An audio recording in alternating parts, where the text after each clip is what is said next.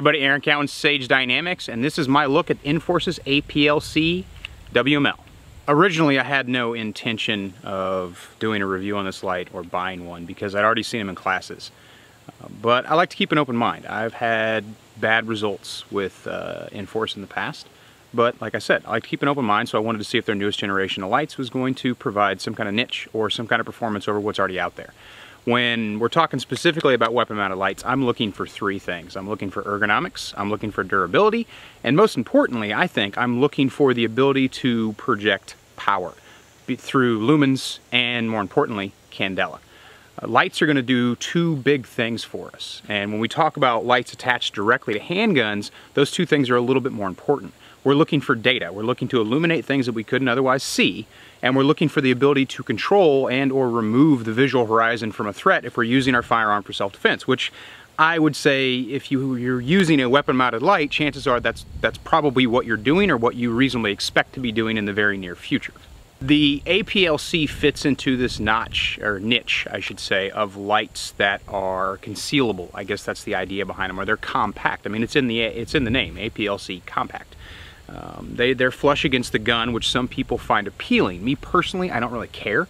I actually prefer my light to protrude a little bit from the firearm because it can act as a standoff device, or I can use it for other things, exigent circumstances being presented. But some people do like the flush effect of the light. I see it all over Instagram, and that's great. Like, if that's what you're into, cool. But the light still needs to be able to do what the light is for.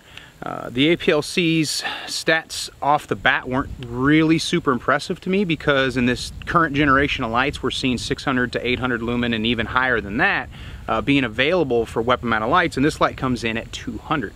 But that's 200 lumens. I wasn't able to find any reliable candela information on the output of the APL-C, but we're going to get to that very soon. So first things first, let's talk ergonomics. How ergonomic, how accessible are the controls on the APL-C?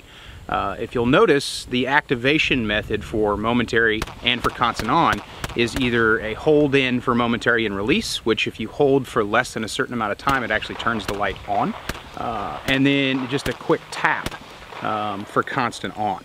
If you're a constant on light user, you're really not going to notice a difference because you're going to tap it and then you're going to go to your traditional two-handed grip. If you're using one hand only, that's nice because you can just reach out with your index finger, tap the light's on, good to go. If you're a momentary only shooter, you're going to get aggravated. And why I say you're going to get aggravated is because the method in which you have to press your thumb in against the activation paddle does not really sit well with recoil. Even though they have some texture there, some increased friction area right there on that pad, it doesn't really help, especially if you're shooting anything other than range ammunition or you're using a compact gun. Even with 124 grain of a 9mm Glock 19, thumb placement was inconsistent and I had to press in harder than I would have liked to maintain that constant support. The paddles themselves seem pretty durable.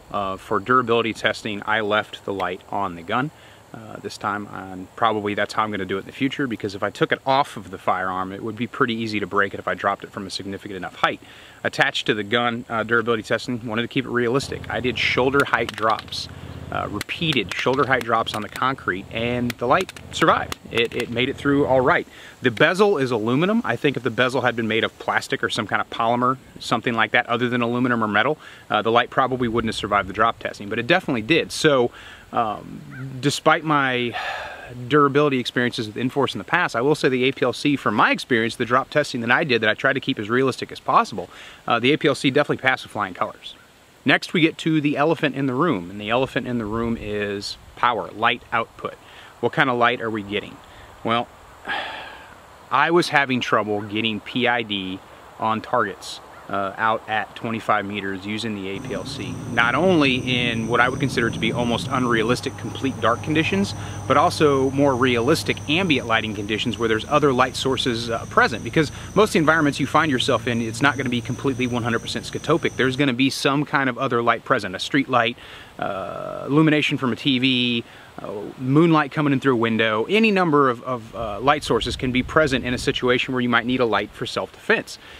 This light just did not have the horsepower to push through those photonic barriers and give me PID on a little bit further distant targets. Now, targets that were up close, no big deal, wasn't a problem at all. But comparing it to, and I hate to do comparisons in reviews, but I think it's kind of germane to what we're talking about, compared to one of the other popular EDC lights out there, the TLR, I was able to PID very, very well at the same distances. Now, that light has considerably more lumens and considerably more candela, but we're not talking about lumens when it comes to PID at distances. We're looking at candela. The candela of the APL-C is actually kind of interesting. So to get the candela, we used a lux meter at a distance of 5 feet. The distance can be arbitrary unless you're going through ANSI standards. I was just going for an anecdotal look at what kind of output we're going. And then we got to do some math in order to convert that lux into candela. The APL-C put out 170 lux, which is, it's anemic. Even from a 200 lumen light, I expected a little bit more, especially at 5 feet.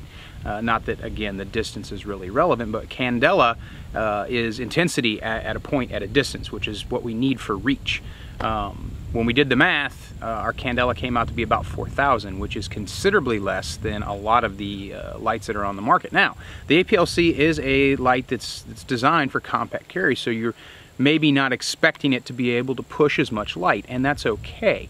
But when compared to the previous generations of lights, which a light that's actually not much larger, the original LED Surefire X300, which has 30 less lumens peak intensity, you can see now that the previous generation of lights, slightly larger, less lumens, had more candela. And I think that speaks to the design of the APL-C more than anything else. I am not the final verdict in if someone should buy an APL-C or not. If someone was to ask me, hey, should I get an APL-C? My suggestion would be no, you shouldn't. You should get a Surefire or you should get a Streamlight. Even the Olight Valkyrie PL2 I would suggest well before I'd suggest the APL-C. The light did survive the review process. I got 2,000 rounds on that light, and that's 115, 124, and some plus P ammunition through the guns during the testing process. It was able to perform reasonably well at closer distances, but it loses its performance as distance increases. And we can't really presuppose at what distance we're going to need our weapon light. There's a school of thought that thinks that 200 lumens is the magic number. That school of thought is kind of wrong because it's presupposing what kind of situation they're going to need the light in. It's not something I really want to get involved in. From a durability standpoint, like I said, the APL-C survived the testing that I put it through, plus the 2,000 rounds that were fired while it's on the gun.